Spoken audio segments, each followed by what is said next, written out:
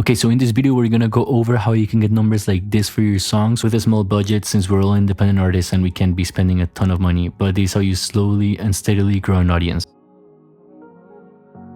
So basically, you will start making a Meta Ads account or a Meta Business Manager account. If you have a Facebook or an Instagram account, you just log in. After you do, you will go to Events Manager, and the first thing you will do is create a pixel or a dataset. This is very important because this will track the people that are in your landing page clicking to Spotify, so that you don't waste your money on people who are just clicking by accident. There's a lot of different options for landing pages. I recommend Tonden. It's free and it's easy to integrate with Meta. It also looks nice. This is what a landing page for Tonden looks like. You can customize it yourself. Just make sure when you do make your account during integrations, you copy your pixel ID or your database ID after you make your pixel. Make sure you have a good piece of content. So this is a key part that I can't really do anything to help you if it's not good. If the content's not good, people are not going to click. Make sure the content you are promoting is solid. So as you can see, it's pretty simple. You just do create a new campaign. And I'm not going to go too deep into this. This is pretty self-explanatory stuff. So once you do that and you have your landing page set up, you will want to create a leads campaign, and then we'll optimize for conversion. I would start with a daily budget of $5 a day just to see if something works, and only spending a lot of money when something is working, because there's always a learning phase. So at first things are more expensive. As you can see, my pixel shows up, so make sure your pixel shows up there in the dataset options. And for conversion events, we will go for view content, but for conversion events, I will show you a bit later how that works. For the audience, you have two choices. You can trust Meta and you can just suggest things to them and they will find your audience for you, or you can do the old setup where you can tell them exactly where you want your ads to be shown. And it really depends. At first, I think it's better choose it yourself and then let Meta optimize, because they don't really know at first what works, so you'll spend a lot of money before you know. And as you can see there in detailed targeting, you can add a lot of personal stuff. I'm just showing some examples. You can put artists that are similar to you, and then you can define further if you want to get really specific, but you can put the genre or anything that you think your fans will like. So for placements, I usually get rid of almost everything except for Instagram feed, Instagram stories, and Instagram reels.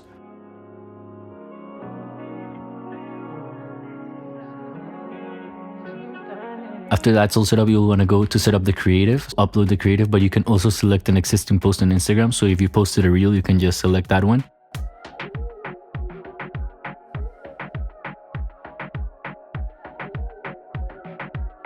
There you can select the video, you can post whatever you want, edit it however you want to.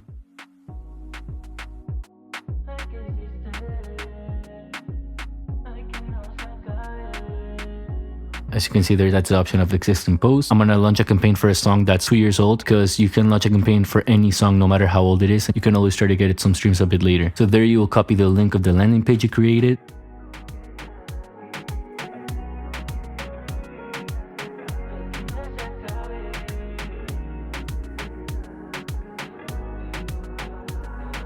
When you do that and you have your campaign set up, all the links, everything's good, you will go back to Events Manager and Data Sources, and you will want to test the event to make sure that the pixel is receiving them.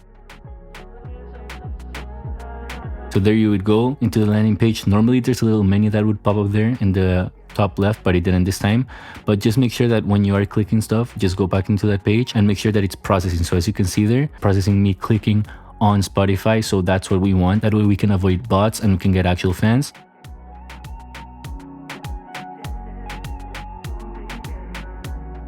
And here just one example. This is my song that I released in August, and it's gotten around 20,000 streams in that time. And the cool thing about this is that it eventually gets on the algorithm.